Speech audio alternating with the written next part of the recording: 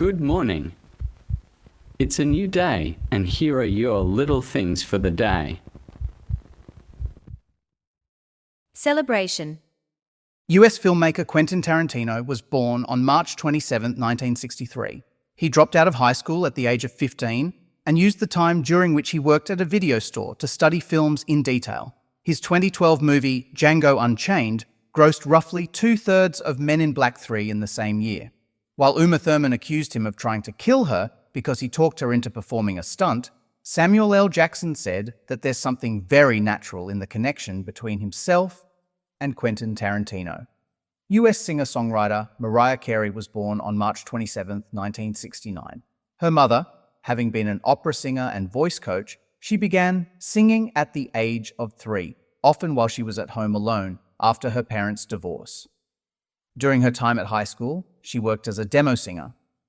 Later, she lived in a single-bedroom apartment in Manhattan with 4 female students as roommates, before she handed her demo tape to Tommy Mottola at a music executives party in December 1988, which was the starting point of her career. Remembrance.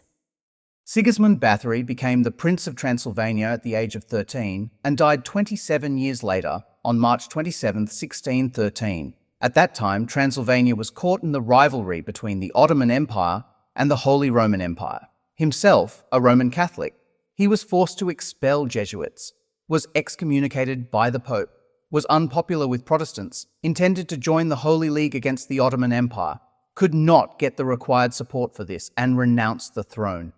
But he returned, purged his opponents, married, and won the Battle of Juju with the help of allies. However, this success was short-lived, so he abdicated, returned, could not succeed, abdicated again, went to jail, and died in Bohemia. James Dewar, a Scottish chemist and physicist, died on March 27, 1923. During and after World War I, for many reasons, he investigated surface tension in soap bubbles. Before this time, however, his scientific work covered many fields and led to a variety of significant insights and innovative results. This is particularly the case for his research at temperatures near absolute zero, which equals -459.67 degrees Fahrenheit, or -273.15 degrees Celsius. James Dewar built a large refrigerating machine with which he could collect liquid and even solid hydrogen. His Dewar flask uses a vacuum for thermal insulation, and he lost a court case against the then German Thermos Company because he didn't patent his invention. On March 27, 1866, US President Andrew Johnson vetoed the Civil Rights Act. The US Congress passed the bill again. Johnson again vetoed it, but his veto got overridden on April 5th by the Senate, and it became law without the president's signature. The act defined US citizenship, the rights which come with US citizenship, and the unlawfulness to deprive any person of citizenship rights on the basis of race, color, or prior condition of slavery or involuntary servitude. The civil rights in question have no relation to the establishment, support, or management of government. On March 27, 1912, US First Lady Helen Taft and Viscountess Chinder, wife of the Japanese ambassador in the US, planted 2 Yoshino cherry trees on the northern bank of the Potomac River in Washington, D.C. They were the first 2 of over 3,000 trees. They were planted in a simple ceremony, no photos were taken, only few people were present. Yet they represent the foundation of a growing goodwill between Japan and the US. It took until 1934 until the first Cherry Blossom Festival was held, which became an official event 1 year later. Curiosity. What would you do to plant a tree? There's much more to know about the cherry trees planted in Washington in 1912.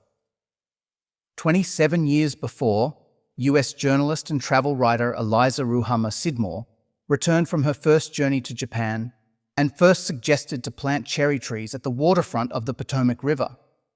She repeated her suggestion for 24 years. In 1906, US botanist and plant explorer David Fairchild imported 1,000 Japanese cherry trees and planted them on his own property. Given the excellent results, he promoted these trees as ideal for the Washington area.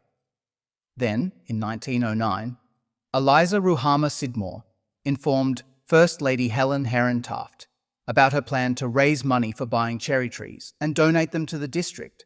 However, eventually the city of Tokyo donated 2,000 trees instead, which unfortunately were infested.